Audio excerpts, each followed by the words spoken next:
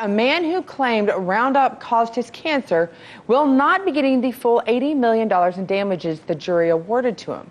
Now, this week, a federal judge said he would reduce the amount to $50 million or less. Now, the move comes as more world leaders phase out the use of Bayer's glyphosate-based weed killer. Molly Barros, a legal journalist with America's Lawyer, joins us now with more.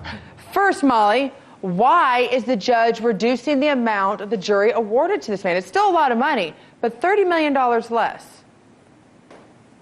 That's exactly right. Well, essentially, it's because there's a legal limit, Scotty, on the ratio of punitive to compensatory damages. So last March, a federal jury awarded Edwin Hardiman $5 million in compensatory and $75 million in punitive damages. Well, Hardiman was diagnosed with non-Hodgkin's lymphoma in 2014. That's a disease he says he got after using Roundup. Well, the U.S. Supreme Court rulings limit the ratio of punitive to compensatory damages to 9-to-1. U.S. District Judge Vince Chabria said the $75 million won't stand because of those laws, and he may reduce the compensatory damages award as well because he says Hardiman is now in remission. So Monsanto originally made Roundup, and Bayer bought the Monsanto company for $63 billion last year. Bayer is standing by glyphosate, says the active ingredient, that of course is the active ingredient in Roundup, and he says it's safe for humans and does not cause cancer according to the company. However, they are facing a lot of lawsuits, Scotty, from around the country, 13,000 plaintiffs and counting.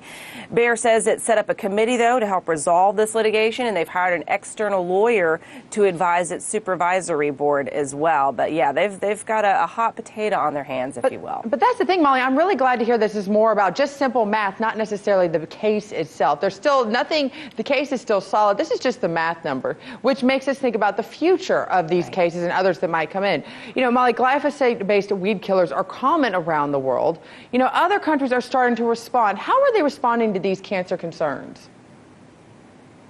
I think a lot of the scientific evidence that's coming to light is making them rethink their position on these glyphosate-based herbicides, including Roundup. So nearly 30 countries have either banned it entirely, or they've restricted its use, or issued statements that they intend to ban or restrict it. So it's not banned by the European Union as a whole, but there is growing public support for a ban on glyphosates. Austria would, in fact, become the first country in the EU to ban all uses of glyphosate over concerns it causes cancer. That's if a bill that some lawmakers have already passed becomes law. So it's still got to go through their parliament, but it does look as if it will pass. And if it does pass, it'll take effect right around the beginning of 2020. But in 2015, they're basing some of their information on this report when the World Health Organization's International Agency for Research on Cancer said that glyphosate is, quote, probably carcinogenic to humans. So Austrian lawmakers, that's what they base their decision on, science.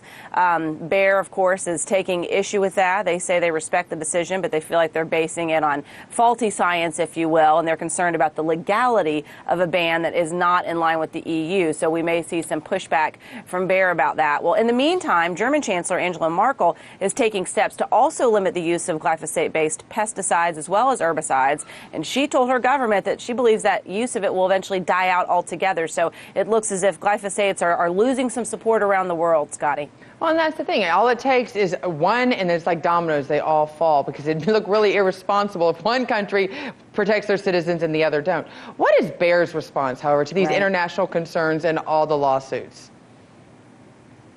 Well, it's interesting because, you know, again, they bought Monsanto, which made Roundup initially, and it's not just a huge part of the company's profits, but it is, you know, a part of their umbrella and certainly makes them some money. But they're maintaining that glyphosate is safe to use and does not cause cancer, but the company is responding to those market demands. Of course, it's always about money, and they say they're going to invest more than $5.5 billion in researching alternative herbicides and offer other choices to consumers. So we'll see where that goes. But, you know, like you mentioned, we've had a series of big verdicts against Bayer over Roundup, which has caused the company's stock to plummet to a 7-year low last month. Bayer is now asking as well a California judge to reverse one of those big verdicts, the $2 billion one that was awarded to a couple who also said they were diagnosed with non-Hodgkin's lymphoma after using Roundup. The company says that award was based on, quote, inflammatory, fabricated, and irrelevant evidence, and asked the court to throw out the verdict in Hardiman's case as well. So Bayer's next glyphosate trial trial will start this summer in St. Louis. That is the former headquarters of Monsanto. And the company will likely be embroiled in a lot of litigation for years to come, Scotty. But they say they're sticking by glyphosate. They see a bright future for it, despite Merkel's comments, despite the wave of litigation.